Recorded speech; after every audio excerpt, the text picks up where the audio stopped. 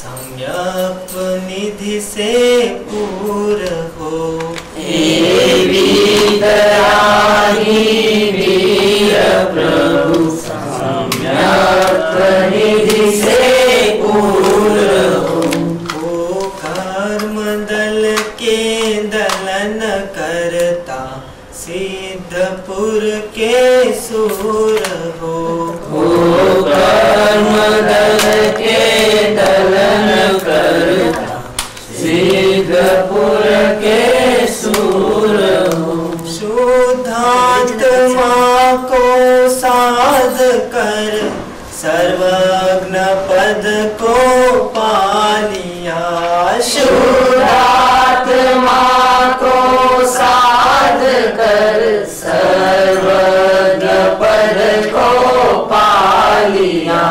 मद मोह मिथ्या ज्ञान तज कर ज्ञान कमल खिला लिया। मद मोह मिथ्या ज्ञान तज कर ज्ञान कमल खिला लिया। सब आत्मा भगवान है, यह दिव्य ध्वनि का सार है। सब आत्मा भगवान है, यह दिव्य ध्वनि का सार है सार बस शुद्धात्मा संसार सब निसार है सार बस शुद्धात्मा संसार सब निसार है। सबका परम कल्याण हो, दुख दर्द का अवसार हो। सबका परम कल्याण हो, दुख दर्द का अवसान हो। है भावना उत्तम यही, बस ज्ञान का साम्राज्य हो। है भावना उत्तम यही, बस ज्ञान का साम्राज्य हो। हे वीतरागी वीर प्रभु सम्यक निधि से पूर हो। हे वीतरागी वीर प्रभु सम्यक निधि से पूर हो। कर्मदल के दलन करता सिद्धपुर के सूर हो। कर्मदल के दलन करता सिद्धपुर के सूर हो।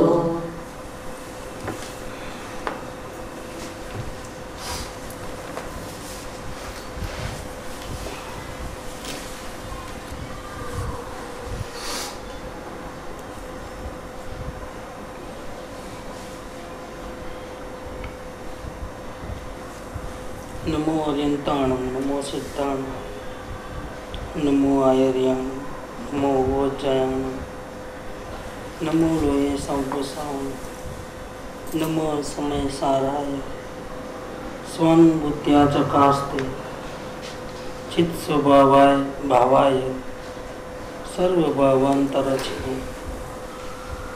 मंगलम भगवान वीरो मंगलम गौतमो गण मंगलम कुंड कुंडार्यो जैन धर्मोस्तु मंगलम। सर्व मंगल मांगल्यम सर्व कल्याण कारकम प्रधानम सर्वधर्माणम जैनम जयतु शासनम। ओंकार बिंदु संयुक्तम नित्यं ध्यायन्ति योगिनो कामदं मोक्षदं चैव ओंकाराय नमः।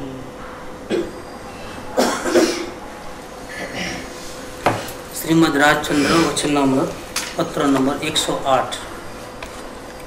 आज 14 नंबर का लेक्चर है।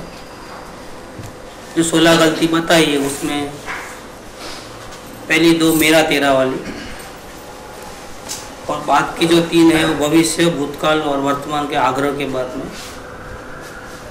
इसके बाद जो 2 है 6 और 7 नंबर, भूतकाल के शत्रु और भूतकाल के मित्र के प्रति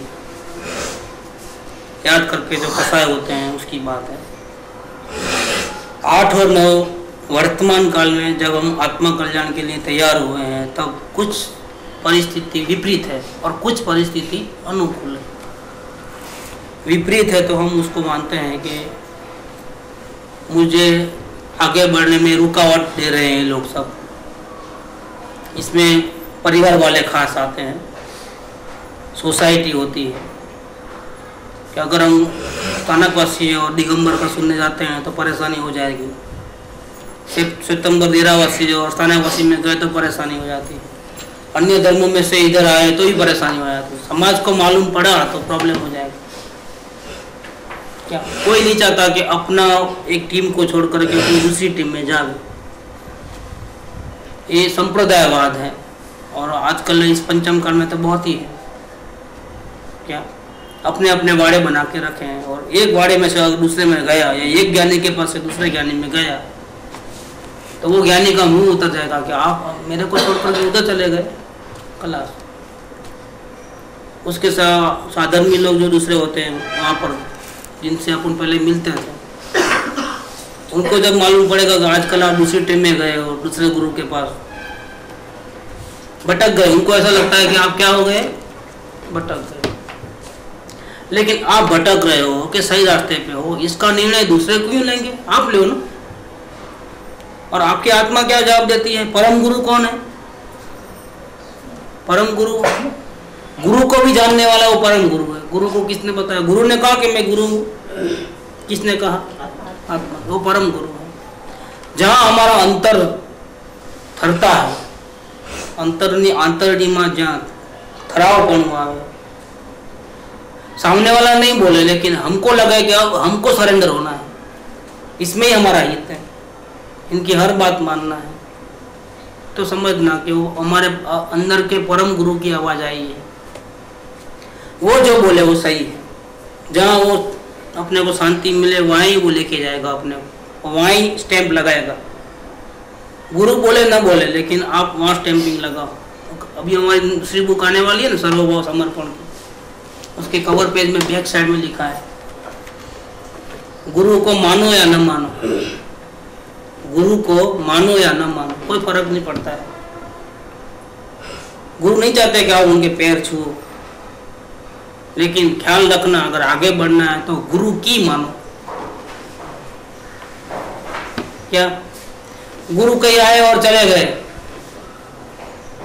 उसको मानोगे नहीं मानोगे उनको कोई फर्क नहीं, उनको कोई अपेक्षा नहीं है कि आप पैर पड़ो तो अच्छा, ऐसी अपेक्षा गुरु को नहीं है। गुरु को भक्ति की भी अपेक्षा नहीं। 200 नंबर की वचनावली में लिखा है कि भक्ति को क्यों इतना जोर देते हो, भक्ति क्यों करनी चाहिए, ऐसा क्यों कहते हो कि भक्ति करना चाहिए। नहीं, हमको गुरु को कोई जरूरत नहीं है भक्ति की। 200 नंबर की वचनावली पढ़ेंगे, भक्ति वाली जो बात है वो।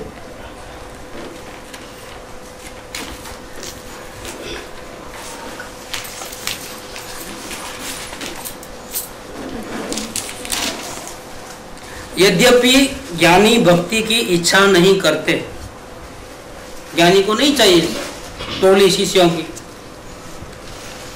यद्यपि ज्ञानी भक्ति की इच्छा नहीं करते, परंतु मोक्षाभिलाषी को, जिसको जन्म मरण के चक्कर से छूट जाना है, राग द्वेष से मुक्त होना है, उसको भक्ति किए बिना उपदेश परिणमित नहीं होता।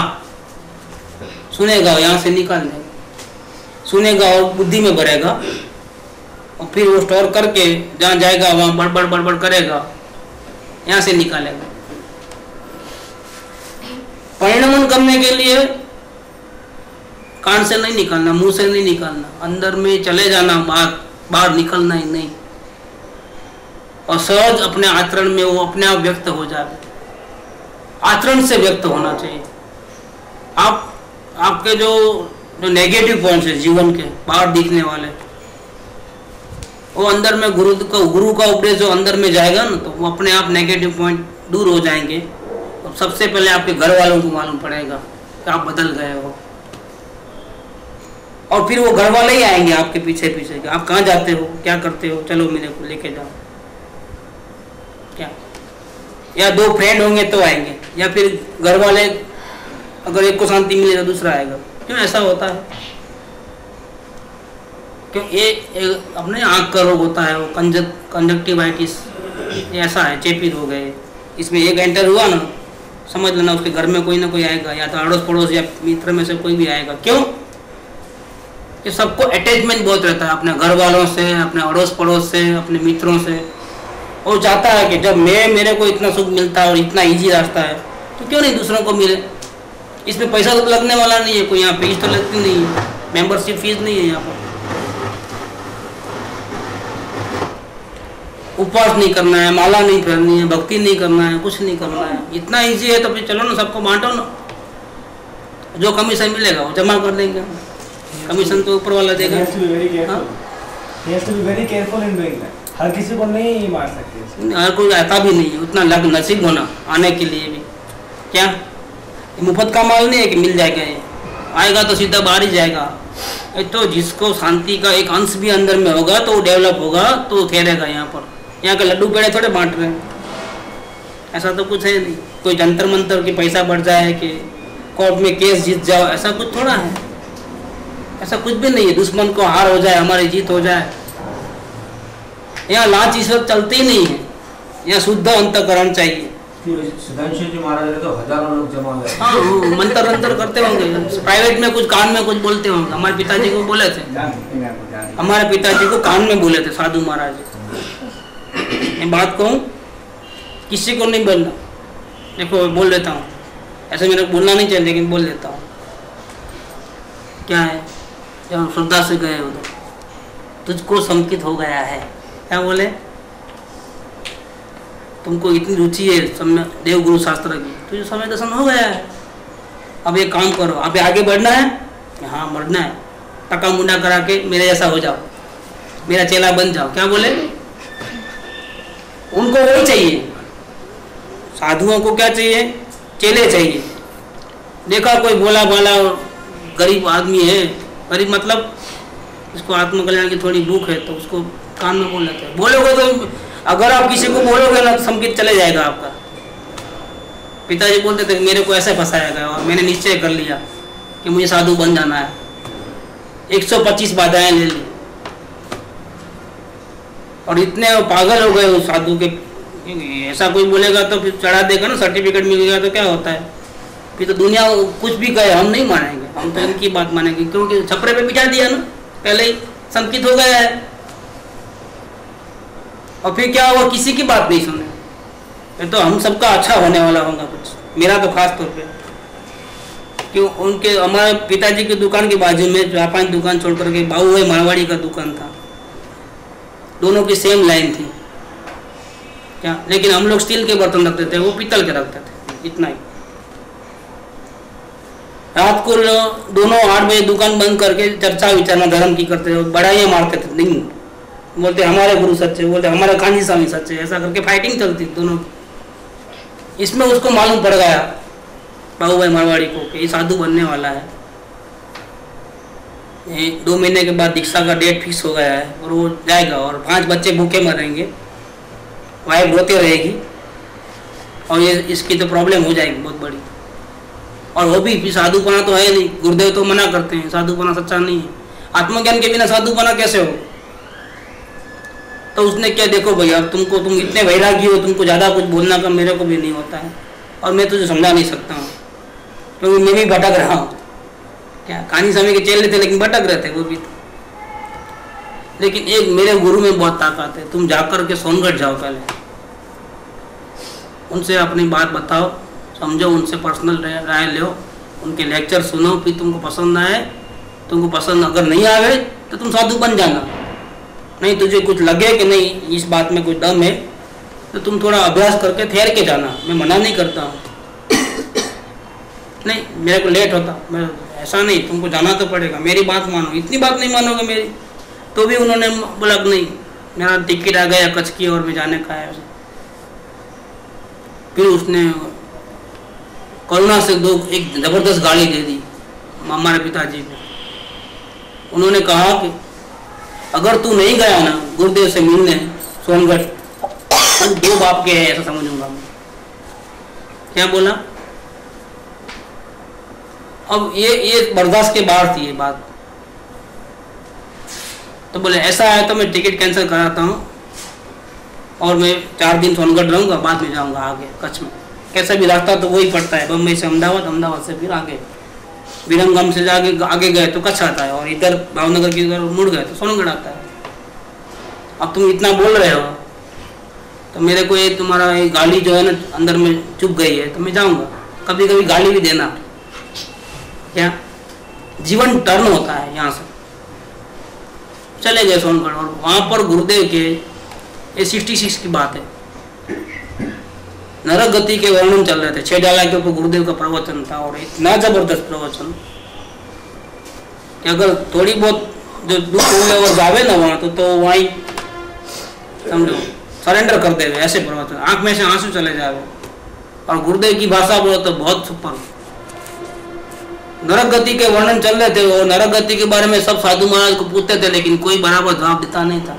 वहाँ उनको चित्त को समाधान हो गया, और वैरागी थे तो चालू प्रवचन में रोने लगे बहुत। नहीं मुझे ऐसे दुख नहीं चाहिए, मुझे ऐसे दुख नहीं चाहिए करके 4 दिन के लिए गए थे। तो वहाँ उन्होंने 1 महीना रहे, क्योंकि तत्वों का अभ्यास किया सब। लेकिन मैं पैर नहीं पड़ूंगा, क्योंकि साधु नहीं है, साधु भ्रष्ट है। क्यों? उस स्थानकवासी संप्रदाय को छोड़ दिया था, तो मैं जरा संभल के आगे बढ़ूंगा, एकदम सरेंडर नहीं हो जाऊंगा। कोई बात नहीं, उनको कहाँ पड़ी थी। 2 साल तक पैर नहीं पड़े, लेकिन 2 साल अभ्यास किया। वो साधुपना जो बनने वाले थे वो दीक्षा कैंसिल कर दिया, मतलब पोस्टपोन कर दिया था। अभ्यास करने के बाद वो सब बाधाएं सब माला फेरे छोड़ दिया कि अज्ञान दशा में जब बाधा लेते हैं क्या मतलब में, कोई मतलब नहीं। और हमको ये रास्ते पे लेके आए, हमको बचपन से मिला, जबकि उनको भटकना पड़ रहा है।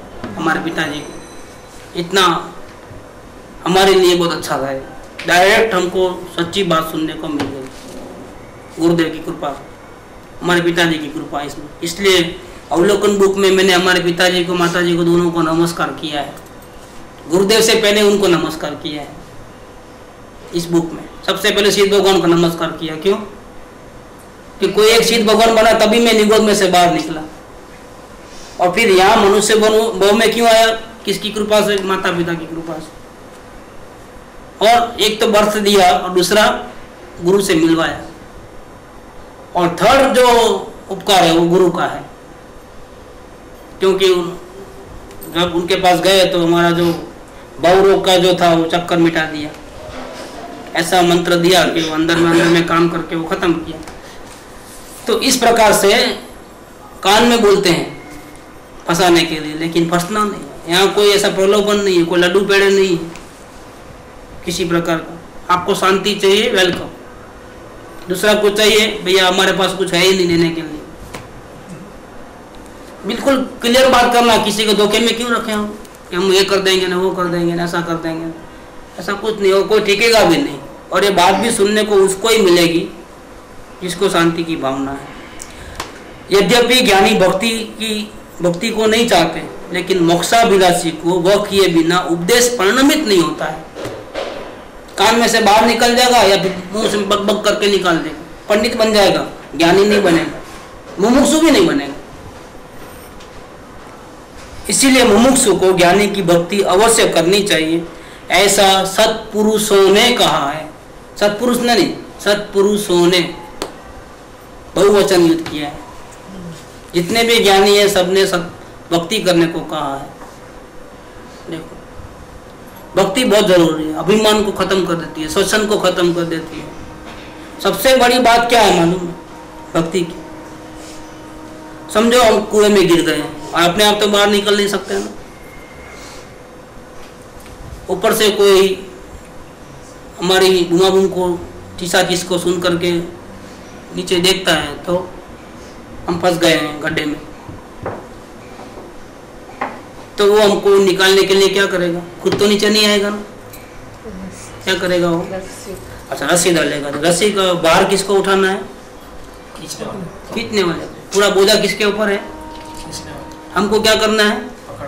सिर्फ इतना ही। तो देखो आपका सरेंडर होते हो ना, जब बोलते रस्सी पकड़ लो आप और कुछ नहीं करना, तो क्या होता है? इतना ही काम आपको करना है। भक्ति में क्या करना है? आपको इतना ही काम करना है कि रस्सी को पकड़ना है। बोझा किसको लगने वाला है? पूरा सदगुरु को लगता है। लेकिन आप घबराना नहीं, सदगुरु में बहुत ताकत है। एक साथ 1000 लोग आएंगे ना तो भी उठा लेगा वो। नहीं ततली आंगली पे गोवर्धन पहाड़ उठाया था, याद आता है ना वो, तो कृष्ण भगवान पूरे गांव को बचा लिया था। सदगुरु में बहुत ताकत है। क्यों? ऐसी ताकत कहां से आई? कि वो क्या करता है? भक्ति के माध्यम से सबको ताकत दे देता है। समझे आप? भक्ति एक शक्ति है, भक्ति भी है। हर एक के ऊपर आती है क्या भक्ति? हमारे नहीं आती। दूसरा अवलोकन में क्या है? अवलोकन में हमारी एनर्जी 5 इंद्रियों और मन में जो वेस्ट होती है वो हम क्या करते हैं? वो वेस्ट होने से बचा लेते हैं। तो जो सेव की हुई भक्ति जो शक्ति है ना, जो ज्ञान शक्ति, वही आपके लिए बहुत बड़ा पावर बन जाती है। कैसे बताता हूँ कि सूर्य की किरण समझो हमारे पे पड़ती है धरती के ऊपर, उस बिलोरी कांच आता है ना यहाँ आंखों, तो क्या होता है? सूर्य की किरणें उसके ऊपर पड़ती है और तो नीचे सब एकजुट होकर के बाहर निकलती है। बिलोरी कांच मालूम है? तो पूरी किरण जो है वो एकत्रित हो जाती है और नीचे कागज रखो तो क्या होता है? समझे आप? तो गुरु क्या करना? गुरु क्या है? बिलोरी कांच है। गुरु क्या है? बिलोरी कांच। वो आपकी शक्ति जो वेस्ट होती है 5 इंद्रियों और मन के आनंद लेकर के, वो आपको ऐसा रास्ता सुझाता है कि आपकी शक्ति जो वेस्ट होती थी वो वेस्ट नहीं होती है। वो सब किरण एक थी होकर के, और किसको देखने को बोले? विभागों को। तो विभाग जल जाता है। आपकी शक्ति से उसको काम करना है। कहाँ उसको अपनी शक्ति लगाना है? क्या खजाना भी आपके पास, चाबी भी आपके पास, आपको मालूम नहीं। वो चाबी आप ज्ञान शक्ति लगाओ, ताले पूरे खुल जाएंगे। उसको कहाँ अपनी शक्ति लगाना है? लेकिन ये किसको मिलती है शक्ति? भक्ति। भक्ति सबको मिल जाती है, भक्ति भी सबको नहीं मिलती है। इसलिए हमने वो भक्ति रसधारा निकालने वाले ना बुक, उसके बैक कवर में हमने वो लिखा है क्या कि भगवान मुक्ति सभी को दे देता है लेकिन भक्ति किसी को नहीं देता है, बहुत संभल करके देता है। भक्ति बिना मुक्ति नहीं होती ना। वही तो बात है ना, लेकिन सबको मिलती नहीं ना भक्ति। कोई सरेंडर होता है क्या?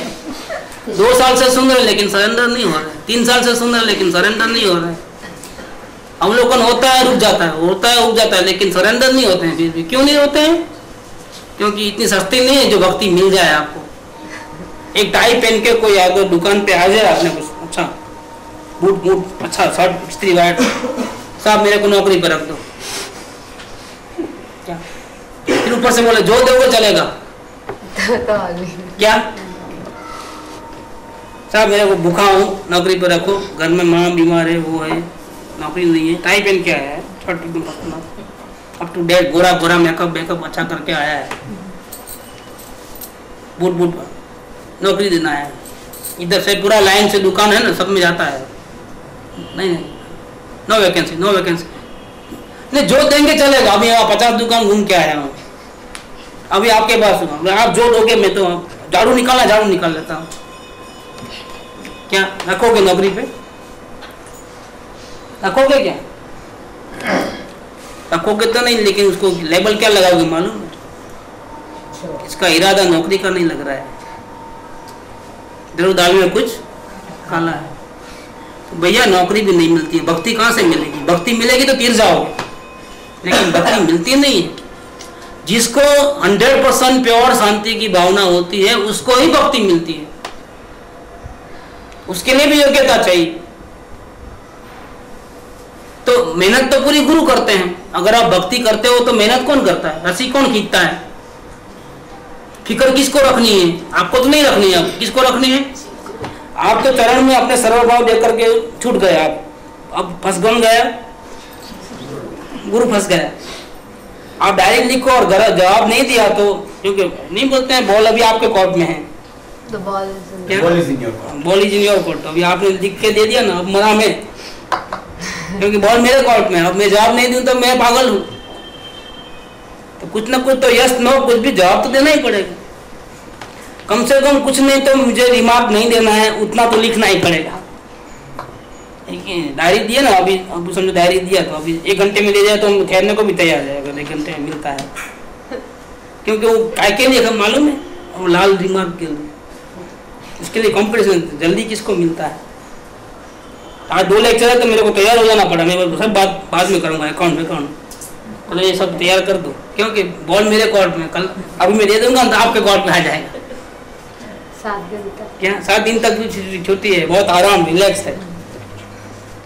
कहने का मतलब भक्ति से क्या होता है, भक्ति में परमात्मा आपके कब्जे में आ गए, अब फिक्र उसको है आपको बचाने की। क्यों बचाना है? क्यों इतनी करुणा है गुरु को, मत समझना गुरु को करना है। हाँ, सर्वज्ञ को बिल्कुल करना नहीं है, वो हिसाब से गुरु को करना है।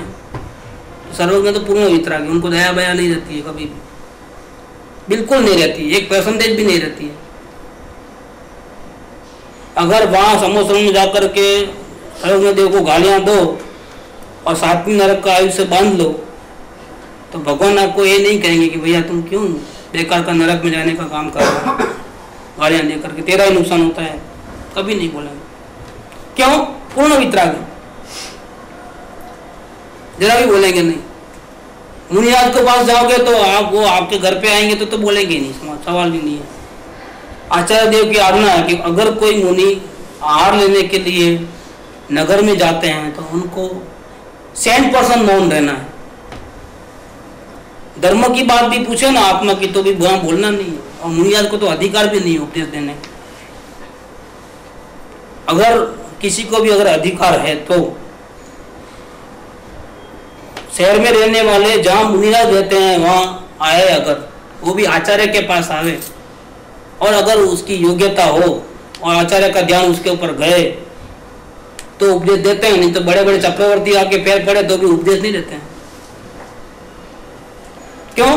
तो 3 कसाई की चौकड़ी है, ये करुणा है लेकिन बहुत मामूली। वो अपना काम करने के लिए जंगल में गए, उपदेश देने के लिए गए नहीं है। अब बचे कौन?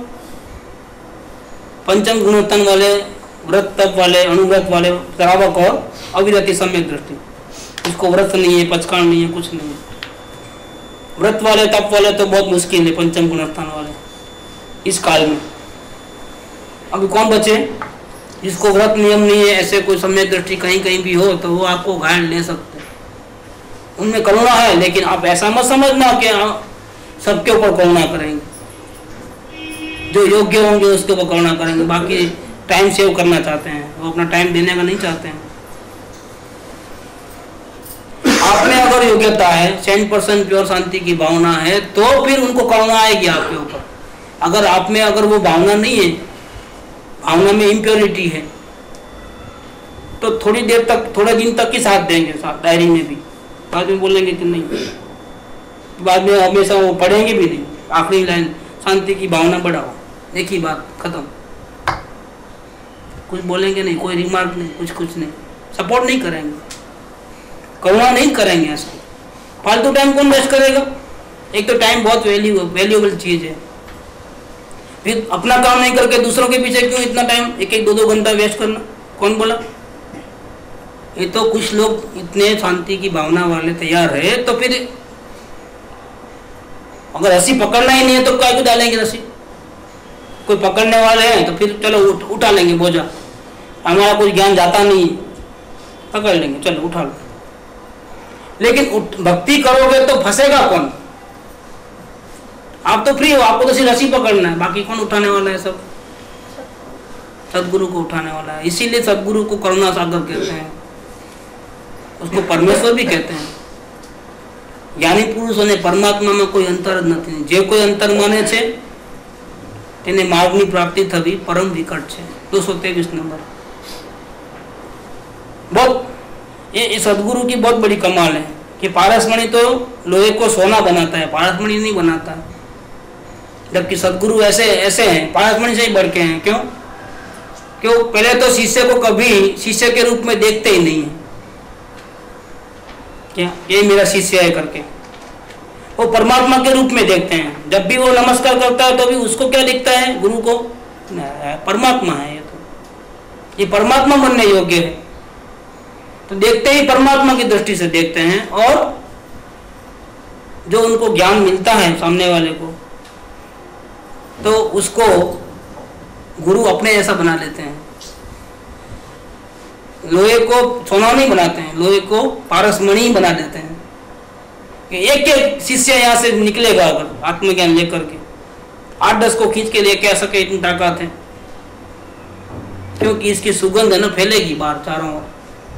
सबको शांति चाहिए। बीमार तो किसी घर में कोई होगा नहीं होगा, लेकिन आप जाओ कोई भी घर के अंदर, चाहे तेलुगु हो, चाहे जैन हो, चाहे अजैन हो, कोई भी हो, पूछो किसको शांति चाहिए, क्या बोलेंगे?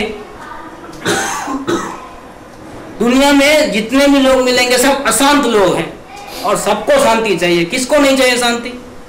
नहीं, बूढ़ों को चाहिए क्योंकि रिटायर्ड लाइफ है, और जवान को नहीं चाहिए, बच्चों को नहीं चाहिए शांति। बच्चों को पूछो, उनको ही प्रॉब्लम होते हैं कि मम्मी को चॉकलेट पूछते हैं तो मारती है, चॉकलेट नहीं देती है। दुखी नहीं है? मुझे वो खिलौना चाहिए लेकिन देते नहीं, अब मेरा भाई मेरा खिलौना ले लिया।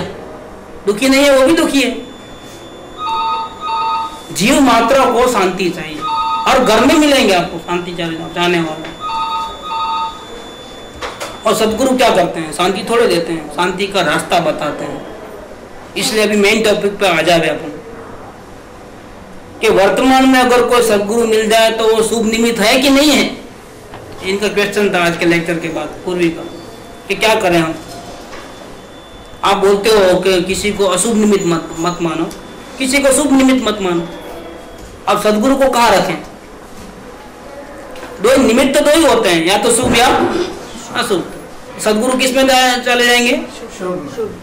शुभ में जाएंगे। तो रखना कि नहीं रखना, वहां पर बात ये चल रही है ना। ये जो 8 नंबर और 9 नंबर जो पॉइंट है वो ये है, बहुत इंपॉर्टेंट पॉइंट है। क्या लिखा है? यह मुझे अशुभ निमित्त है, ऐसा विकल्प मत करो। मुझे आत्म कल्याण करना है, लेकिन ये प्रॉब्लम है, वो प्रॉब्लम है, ये प्रॉब्लम है, ऐसा करके जो बीच में आता है वो सब क्या है? अशुभ निमित्त। जैसे बराबर सुनना है लेकिन कान बराबर काम नहीं करते हैं, तो क्या हो गया? अशुभ निमित्त। आना है सुनने के लिए, लेकिन बहुत दूर है, सदगुरु बहुत दूर है।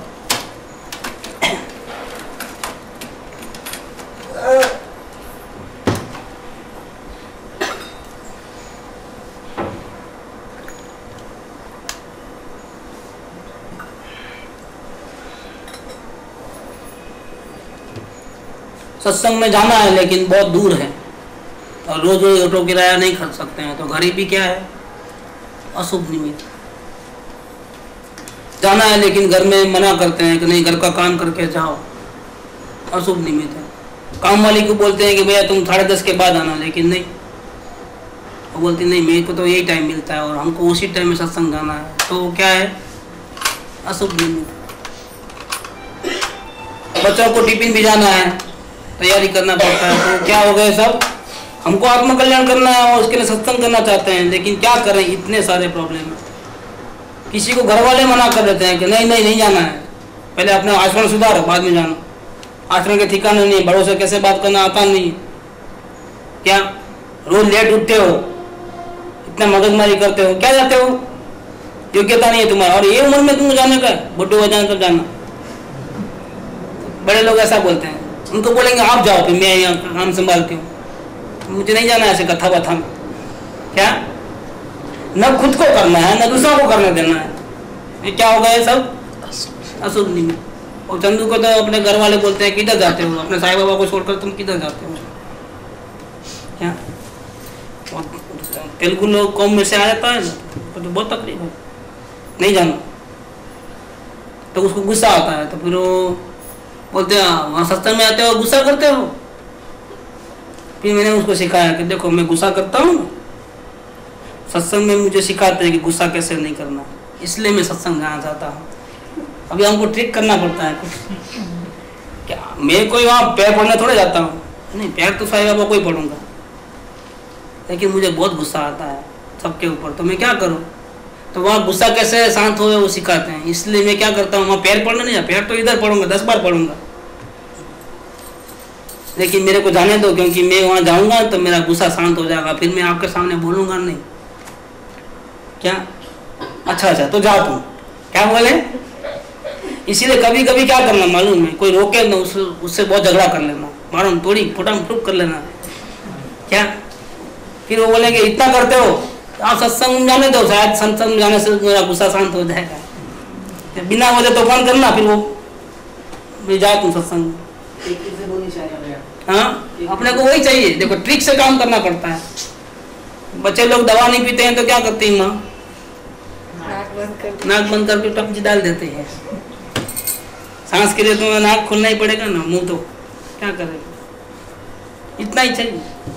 तो कभी टेढ़ा मेढ़ा, लेकिन कैसे भी करके आत्मा को पाल लो, भगवान के दर्शन कर लो, छुट्टी हो जाएगी हमेशा। चोरी करना गुनाह है, गुनाह है, झूठ बोलना गुनाह है, लेकिन आत्मा शांति के लिए सब कुछ कोई गुनाह नहीं है। लड़ाई झगड़ा जो भी करना है, सर फोड़ देना एक दूसरे का, लेकिन आत्म शांति चाहिए चाहिए किसी भी हालत में। घर वाले नाराज हो चाहे समाज नाराज हो, या दूसरे धर्म में से इधर आवे तो पूरा पुकारा पुकारा हो जाता है, ऐसे हम कुछ भी नाचीज हैं। लेकिन आप दिगंबर में जाते हो, पूरा थानक उपासना सब एक हो जाता है। देखो अभी आपने थानक छोड़ दिया है, उधर चले गए, उधर गया तो खलास। वहाँ तो कोई ऐसा जादू करते हैं कि जो गया वो उधर, जो गया उधर। रोज हमारे में से कम होते जाता है एक एक। इसने प्रेमानंद को तो बहुत गालियाँ मिली है स्थानक में, सबको लेके जाते हैं उधर, ये सब पूरा खाली हो जाएगा थाना की। अभी किसी को लेके नहीं जाना, खबरदार लेके गए तो क्या हमने ही मना कर दिया कि भाई काय को झगड़ा करो, मोड़ लेते हो मत, यहाँ गर्दी बहुत हो गई है, अब यहाँ से कुछ जावे बाद में आने दो। ये परेशानी है। सोसाइटी, समाज, परिवार सब अशुभ निमित्त। पिक्चर जाना है जा सकते हो, लेकिन सत्संग में जाना है तो भैया नहीं जाना, पूछ के जाना। शॉपिंग करने जाओ कोई बात नहीं, घूमो भटको कुछ भी करो, राग द्वेष करने की छूट है। ये हमारे संसार में, हमारी सोसाइटी में, हमारे घर में रहना है तो राग द्वेष करने की पूरी पूरी अनुमति है। आप भी करो, हम भी करेंगे, और दोनों कर्म बांध करके नरक में जाए। लेकिन तुम अकेले मोक्ष में नहीं जाना, मेरे को छोड़ करके। क्या ये कहानी हमने पढ़ी थी ना गुरुपाक जी में, वो कुकड़े मुर्गी का आटा, अपने पास है वो किताब मुर्गी का आटा। उसमें जो यशोधर मुनि जो है उसकी ये कहानी है भव भवांतरों की।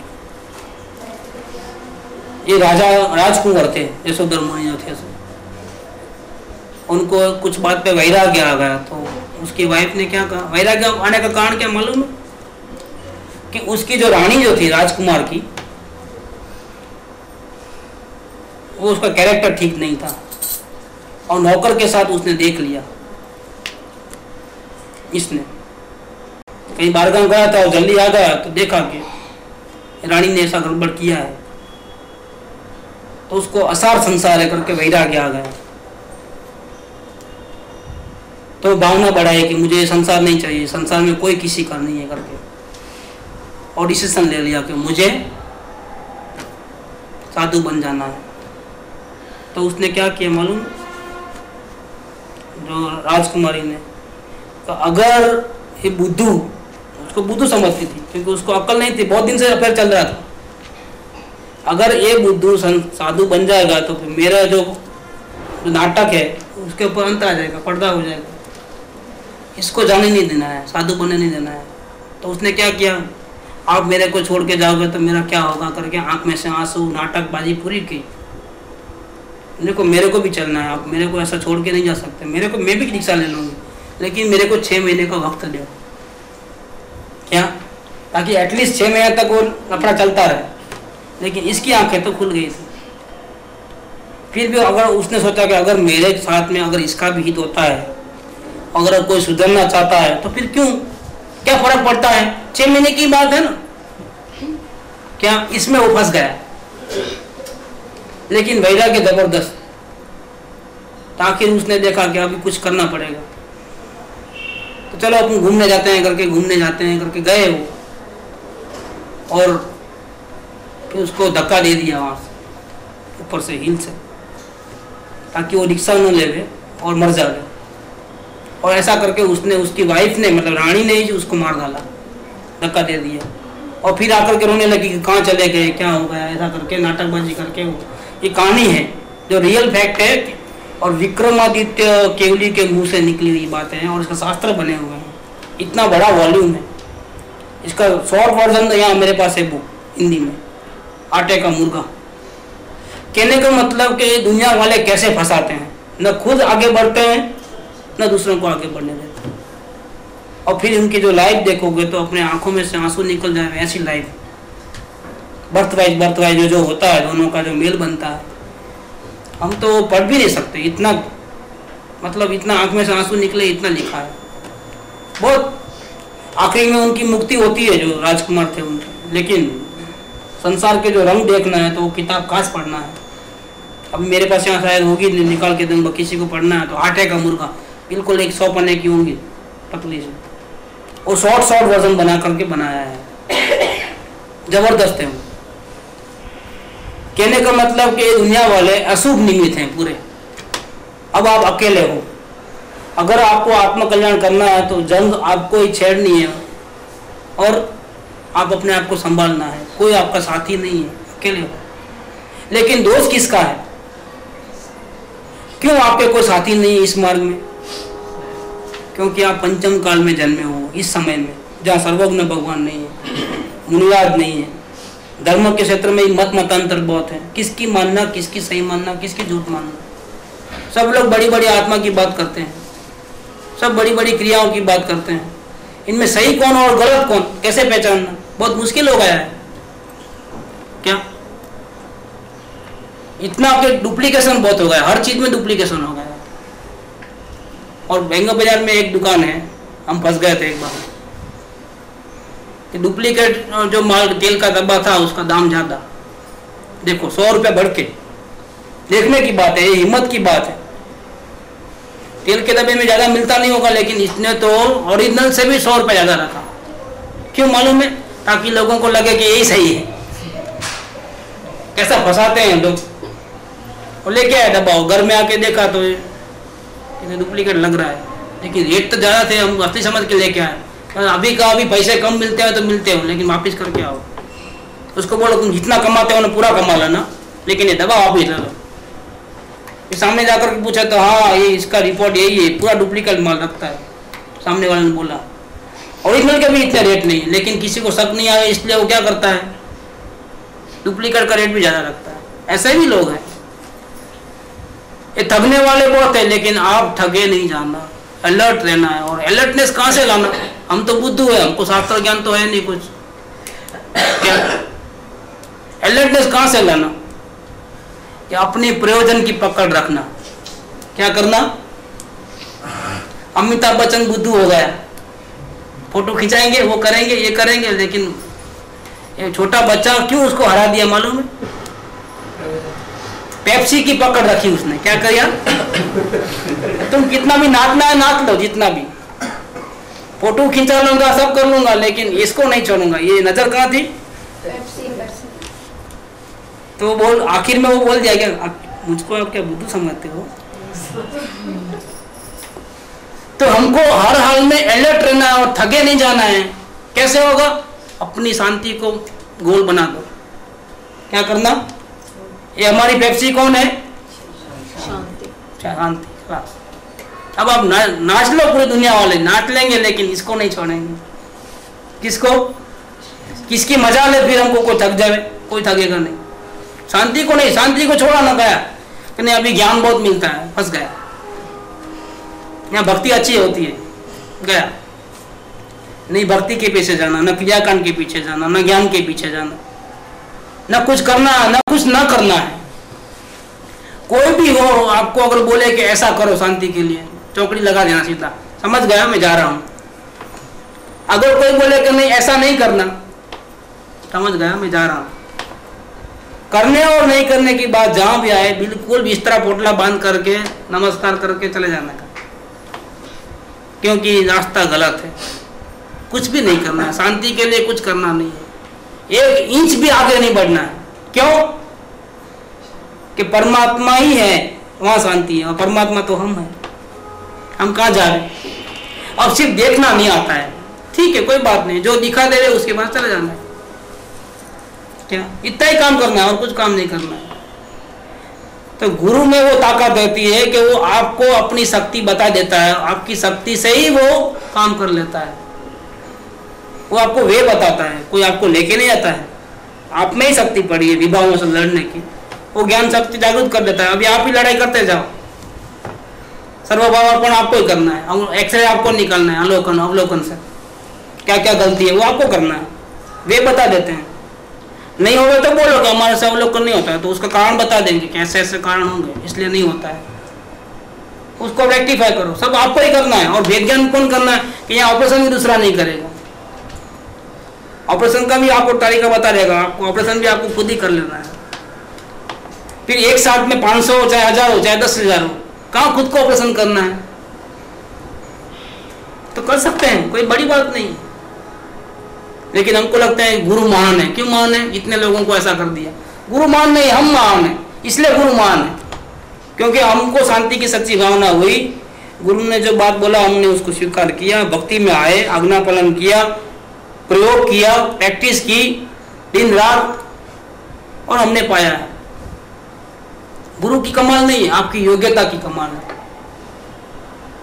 इसलिए गुरु को अशुभ, जो घर वाले जो जितने पूरी दुनिया वाले अशुभ निमित्त और गुरु शुभ निमित्त, तो नहीं, फंस जाओगे। परमात्मा को देखने के लिए गुरु भी शुभ निमित्त है, ऐसा मत समझो। हाँ, रास्ता बताने के लिए शुभ निमित्त है। गुरु का स्थान क्या है समझ लेना आप। प्रश्न था ना कि शुभ निमित्त भी नहीं गिनो, ये मुझे शुभ निमित्त है ऐसा भी मत गिनो, तो क्या गुरु को क्या रखना? गुरु को भी नहीं समझना ऐसा तो नहीं। अभी टॉपिक क्या चल रहा है? शांति का। और शांति किसको देखने से मिलेगी? अपने परमात्मा को। और अपने परमात्मा को देखना है तो गुरु को साथ में एंट्री मिलेगी, साथ में लेके जाएंगे उंगली पकड़ के। किसी को अलाउड नहीं है शास्त्र लेके जाना, गुरु नहीं आते हैं तो। शास्त्र भी नहीं, गुरु भी नहीं, ठीक है। कौन जाएगा परमात्मा को? कैसे मिलेंगे? कहने आपको ही जाना है, अकेले जाना है। गुफा की प्रवेश द्वार तक ही सब वाहन आते हैं, इसके बाद किसको जाना है? अकेले। ये परमात्मा से मिलने आपको अकेले को जाना है। जब परमात्मा को देखना है तो गुरु बाहर है, तो शुभ निमित्त में अगर आपका ध्यान जाएगा तो यहाँ ध्यान कैसे आएगा? इसलिए सोगानी ने 225 नंबर में लिखा है त्रैवय दृष्टि प्रकाश, सारी दुनिया को छोड़ करके गुरु के चरण में आया कि अब मुझे कुछ नहीं चाहिए, मुझे शांति चाहिए और कुछ नहीं चाहिए। मुझे शांति ये दिखा दो, शांति दे दो, मुझे भगवान का दर्शन करा दो। शुद्ध अंतःकरण से बोलता हूँ, पलट के भी नहीं देखूंगा संसार, मुफ्त में भी स्वर्ग में नहीं जाना है। क्या कोई लेके जाए तो भी नहीं जाना है, चाहिए ही नहीं। मैं राज्य संपदा या पद इंद्र का न चाहो, नहीं चाहिए मुझे, मुफ्त में भी नहीं चाहिए। तो मुझे आप अपनी शरण में ले लो। तो क्या करता है गुरु? बोलता है, क्या बोलता है? शाबाश, तुम सच्चे आत्मार्थी हो, ऐसा बोलता है। क्या बोलता है? जोर से एक थप्पड़ लगाता है। इसमें आएगा आगे, इसमें ही आएगा आगे। तारा दोषे तने बंधन छे, ये संतनी पहली शिक्षा है। शिक्षा माने क्या? डांटना। क्या पागल हो गया तू? क्या बोलता है गुरु? क्या मेरे पास तेरा सुख है? क्या तुम भिखारी हो? तुम भगवान हो, तुम भिखारी क्यों मानते हो अपने को? खबरदार हो दोबारा यहाँ आया है तो। क्या जा तेरे अंदर में, तेरे भगवान के पास। क्या बोलता है वो? बोलता नहीं मेरे को कोई नहीं शरण आपके सिवा। बोलता है नहीं, थप्पड़ जोर से मार देता है। खबरदार जो यहाँ आया हो दोबारा, मेरे को डिस्टर्ब मत करो, मेरे को मेरे भगवान के पास जाने दो। डायरी बायरी कुछ नहीं चाहिए, भागो यहाँ से, मेरे को भी साधना करना है। क्या? लेकिन तुमको शांति चाहिए तो तुम तुम्हारे भगवान के पास जाओ। इसीलिए जब भगवान के पास जाना है, शांति चाहिए, अंदर देखना है, तो फिर गुरु को बाहर रखना है। निश्चय व्यवहार। हाँ बिल्कुल। हाँ, शांति कैसे मिले, अपने भगवान को कैसे देखना, ये समझना है तो गुरु के पास आना है।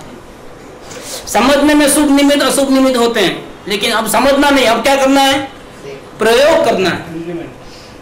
अब जो समझ जो उनको मिली है उसको लागू करना है जीवन में। अब गुरु को कहाँ रखना, बाहर। अब उसको शुभ निमित्त नहीं गिनना, उनको बीच में आएंगे लेकिन समझना कि ये भी गलती हो रही है, आए बिना नहीं रहेंगे। क्यों नहीं है, क्यों आएंगे मालूम है, गुरु सारे संसार को तो छोड़ दिया है और अंदर आत्मा मिला नहीं। अब क्या, फंस गया ना, न घर के न घाट के।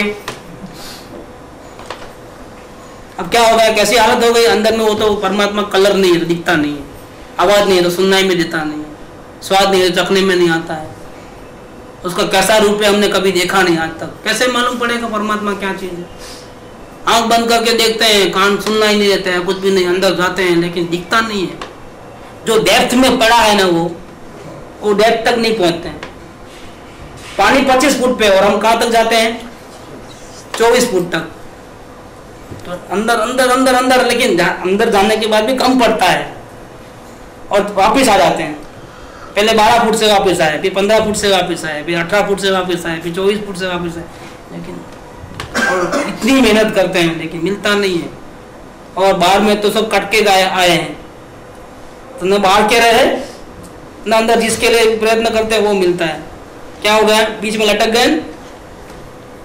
जब बीच में लटकते हैं तो क्या होता है मालूम, तो न परमात्मा दिखता है न संसार दिखता है, फिर क्या दिखता है, आपका चेहरा दिन भर साथ में दिमाग में आते रहता है।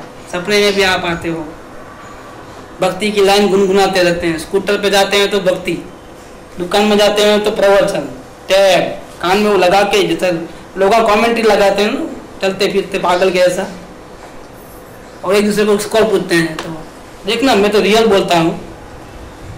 ये हम लोग जो स्कूल लाइफ में, कॉलेज लाइफ में पढ़ते थे तो कमेंट्री चलती थी ना, ऐसा रेडियो लगा करके, फिर उसको पूछो आप कितना स्कोर हुआ है, ठहर ठहर में तो अब तक सुनता नहीं था क्या अभी भी इमीडिएटली कोई आंसर नहीं देगा, मैं गारंटी चैलेंज लगाता हूँ। देख लेना आप, ये प्रयोग प्रैक्टिकल देख लेना कि सुनते सुनते चल रहा है, लेकिन भगवान जाने कहाँ दिमाग है।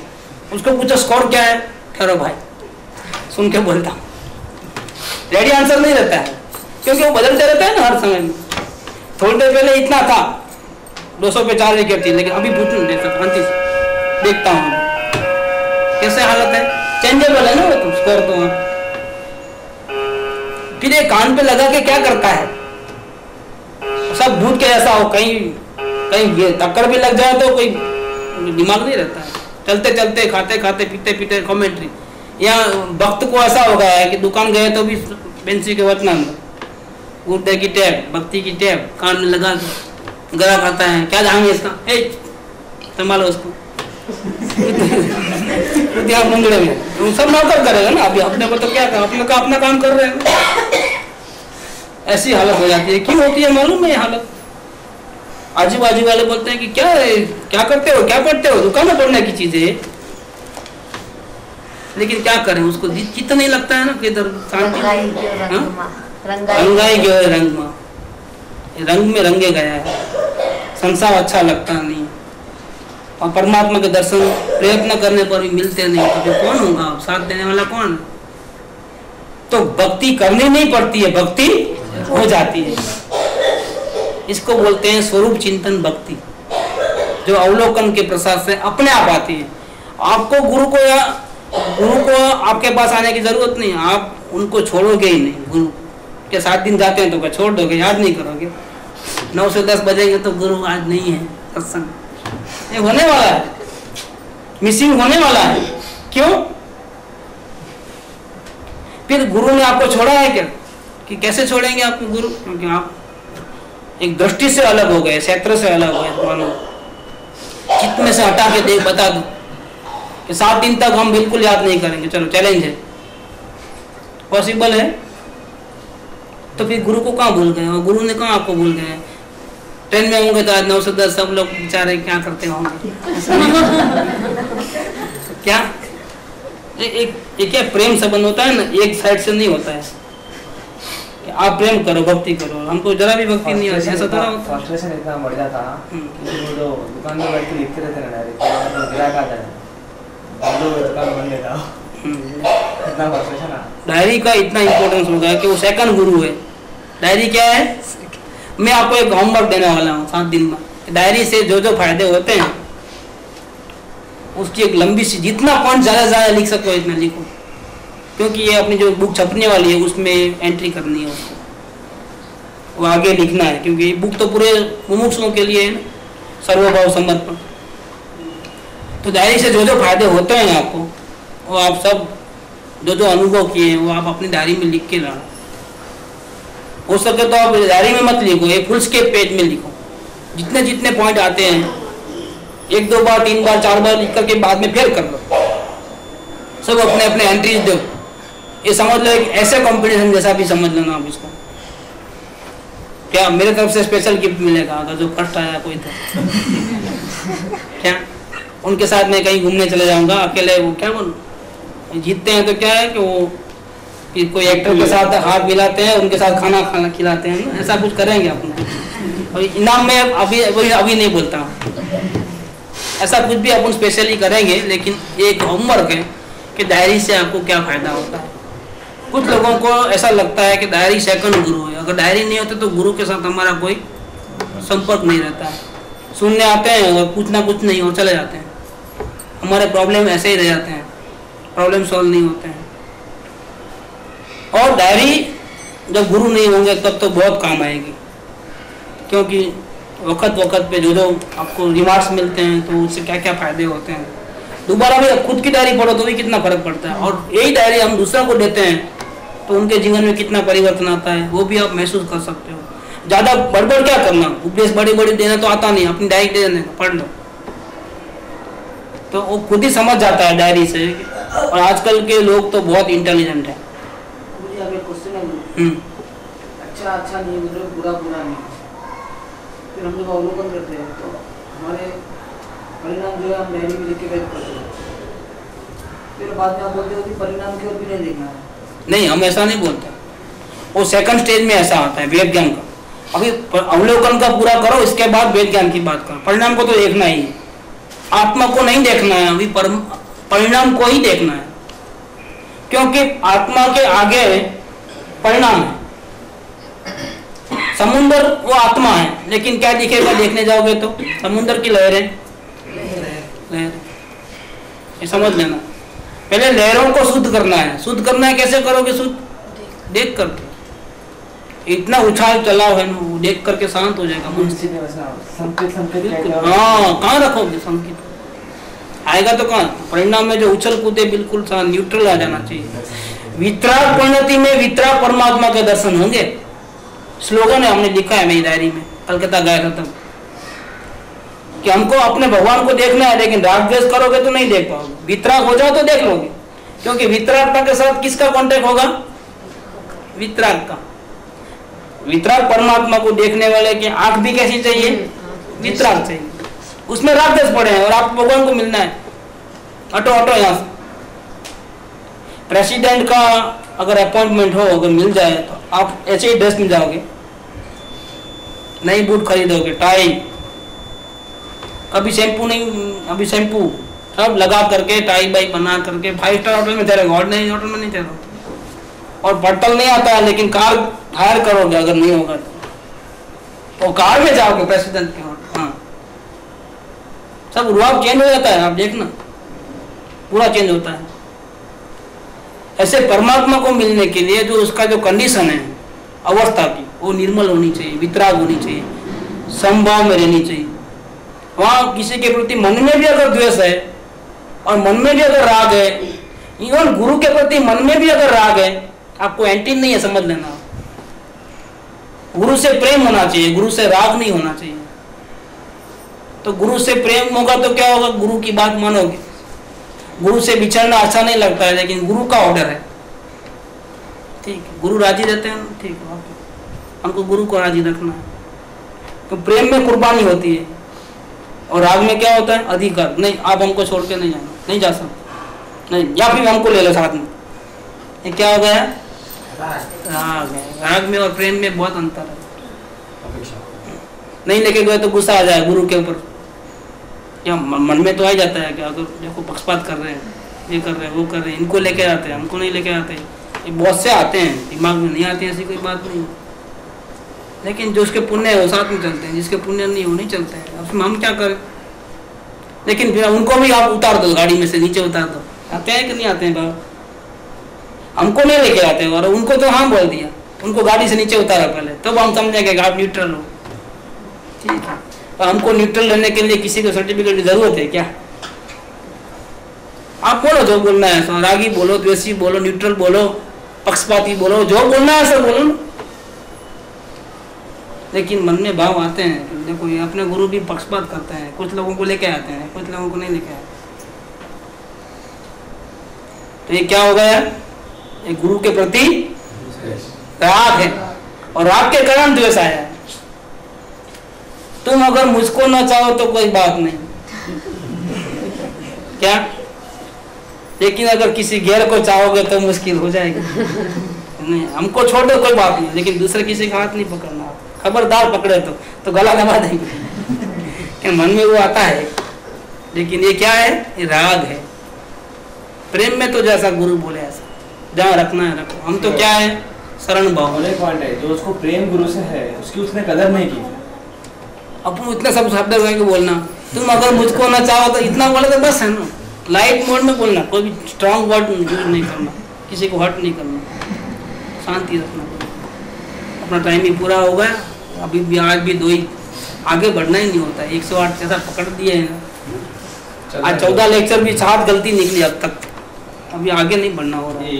अगर रहेगा तो आपके टिकट कैंसिल नहीं होंगे वापस, रिटर्न टिकट। देखो क्या होता है, हमारे हाथ में कुछ भी नहीं है।